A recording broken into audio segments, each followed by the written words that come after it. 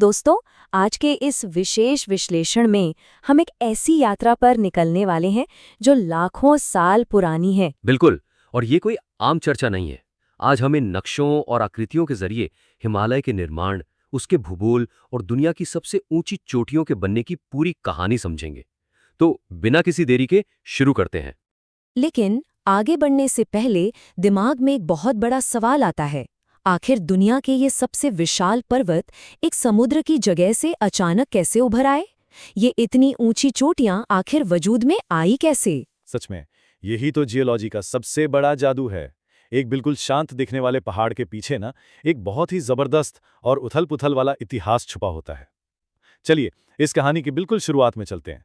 अगर हम करीब 225 मिलियन साल पीछे जाएं, तो इन पुराने नक्शों पर एक बिल्कुल ही अलग तस्वीर दिखती है।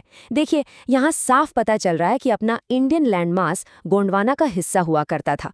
फिर वहां से ये अलग हुआ और इसने बड़ी तेजी से उत्तर यानी नॉर्थ की तरफ बढ़ना शुरू कर दिया। एकदम सही। और इस नक्शे में वो पूरा सफर कितनी सफाई से दिखाया गया है। धीरे धीरे जमीन का टुकड़ा इक्वेटर को पार करता है और एशिया की तरफ लगातार बढ़ता चला जाता है, जब तक कि वो अपनी आज की जगह पर नहीं पहुंच जाता। और जब ये लंबा सफर खत्म हुआ तो उसका नतीजा सच में भयंकर था। यहाँ इस डायग्राम में देखिए, इंडियन क्रस्ट सीधे एशियन प्लेट के ठीक नीचे धंस रही है। इस टकराव को समझना बहुत जरूरी है। नीचे जाने पर भीतर की गर्मी की वजह से थोड़ा मेल्टिंग हुआ, यानी पिघलाव शुरू हुआ, और इसी जबरदस्त दबाव ने सतह को ऊपर की तरफ धकेल दिया, जिससे हिमालय का जन्म हुआ। यहाँ इस मैकेनिज्म को थोड़ा और आसान भाषा में समझते हैं।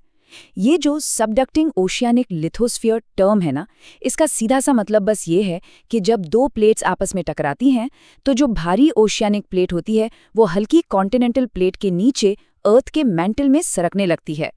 यही वो इमेंस भीतरी ताकत थी जिसने इन विशाल पहाड़ों को खड़ा कर दिया।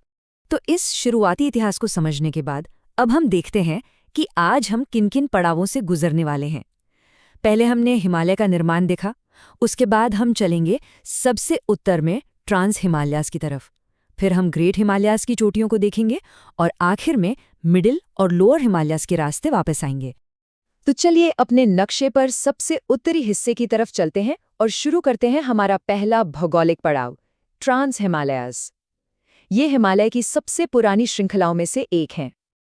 अगर हम नक्शे पर ऊपर से नीचे की तरफ आते हैं तो हमें बिल्कुल अलग अलग और स्पष्ट पहाड़ी श्रृंखलाएं दिखाई देती हैं। सबसे ऊपर देखिए काराकोरम, उसके ठीक नीचे लद्दाख और फिर आती है ज़ास्कर रेंज। और हाँ, एक और दिलचस्प बात, जब यही हिस्सा पूर्व यानी ईस्ट की तरफ आगे बढ़ता है तो इसे ही कैलाश रेंज कहा जाता है। और दोस्तों, जब इन रेंजेस की बात आती है ना, तो एक नंबर दिमाग में बस छप सा जाता है, 8611 मीटर्स। ये विशाल ऊंचाई केटू पर्वत की है, जिसे गॉडविन ऑस्टिन भी कहते हैं। ये चोटी इसी काराकोरम रेंज में एकदम सीना ताने खड़ी है। इसकी ऊंचाई का सिर्फ अंदाजा लगाना ही अपने आप में रोंगटे खड़े कर देता है। बिल्कुल। अब थोड़ा सा मेमोरी टेस्ट हो जाए। चलिए स्पेशल मेमोरी का एक छोटा सा गेम खेलते हैं, ताकि ये सारी रेंजेस हमेशा के लिए याद हो जाए। दाईं तरफ ये जो ब्लैंक मैप है, उसको देखकर मुझे बताइए, सबसे ऊपर से शुरू करें तो ये रेंजेस कौन कौन सी हैं? चलिए देखते हैं। यहाँ सबसे ऊपर वाली लाइन तो पक्का काराकोरम होनी चाहिए।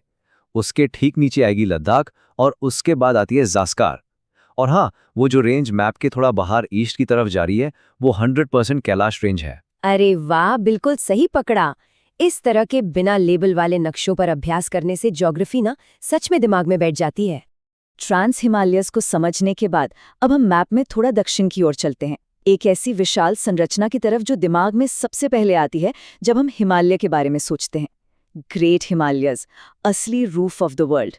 यहाँ नक्शे पर ये जो हल्की नीली पट्टी नजर आ रही है, ध्यान से देखिए। ये ग्रेट हिमालयाज की एक लंबी और बिना टूटी हुई अटूट श्रृंखला है। ये मैप के पश्चिमी हिस्से में नंगा पर्वत से शुरू होती है और हजारों किलोमीटर लंबा फासला तय करते हुए ईस्ट में नमचा बरवा पर जाकर खत्म होती है, एकदम किसी कॉन्टिन्यूअस आर्क की तरह। अब अगर हम अपने नक्शे में इस नेपाल वाले हिस्से पर थोड़ा जूम इन करें तो कहानी और भी दिलचस्प हो जाती है। यहाँ दुनिया की सबसे महान और विशाल चोटियों का एक घना क्लस्टर दिखता है। इन पॉइंटर्स को ट्रैक करते हैं। देखिए, शुरुआत होती है धौलागिरी से, फिर अन्नपूर्णा, मानसलू और आगे चोयू। ये सब बिल्कुल एक ही लाइन में खड़ी है। और फिर आती है वो जगह जिसका सबको इंतजार था। इसी हिस्से में दुनिया का सबसे ऊंचा शिखर मौजूद है, अपना माउंट एवरेस्ट। 8,848 मीटर की बेमिसाल ऊंचाई। ये चोटी इस ग्रेट हिमालयाज की जान है और इसकी शान को और भी बढ़ा देती है। चलिए एक बार फिर से अपने प्रैक्टिस मैप पर वापस चलते हैं। इन पॉइंटर्स के साथ एक क्विक रैपिड फायर करते हैं। बताइए, वेस्ट में इन चोटियों की शुरुआत कहाँ से हो रही है? यहाँ सबसे पहले आएगी शिशापंगमा। सही। और फिर ठीक नीचे और आगे बढ़ते हुए? वो होना चाहिए गौरी शंकर। परफेक्ट। और बिल्कुल ईस्ट में जहाँ आखिरी मेन चोटी दिख रही है, वहाँ क्या है? वहाँ मजेस्टिकली खड़ी है कंचनजुंगा। देखा, नक्शे को इस तरह एनालाइज करके पढ़ने का अपना ही एक मजा है। ग्रेट हिमालयाज के इस सेक्शन को पूरा करने से पहले उसके सबसे ईस्टर्न पॉइंट्स को जानना बहुत जरूरी है। यहाँ ध्यान दीजिए कि जमीन आखिर मुड़ती कहाँ है।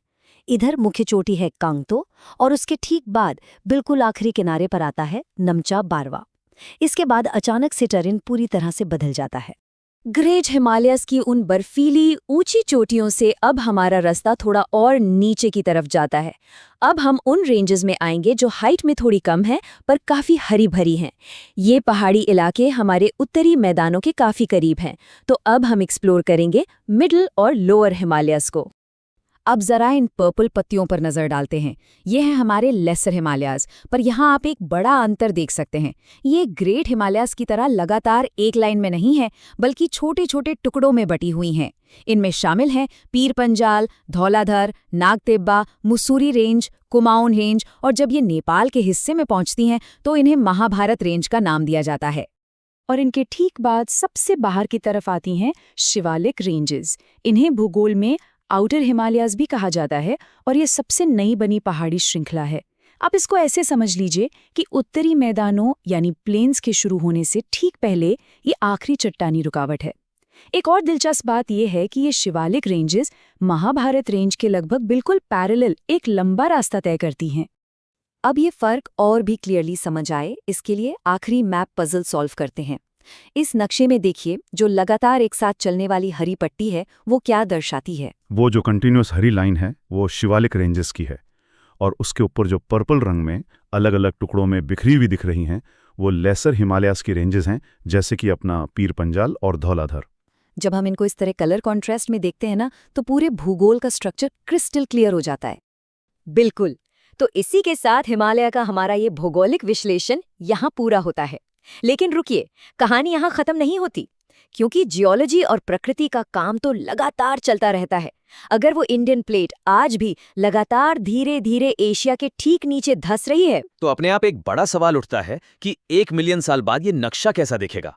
सोच कर देखिए, क्या K2 और एवरेस्ट जैसी चोटियां और भी ज्यादा ऊंची हो जाएंगी? ये अर्थ का भौगोलिक चमत्कार आगे क्या रूप लेगा, ये सच में सोचने पर मजबूर कर देता है। खैर, इस पर्वत श्रृंखला के इस लगातार चलने वाले खेल पर हमारी नजर आगे भी ऐसे ही बनी रहेगी।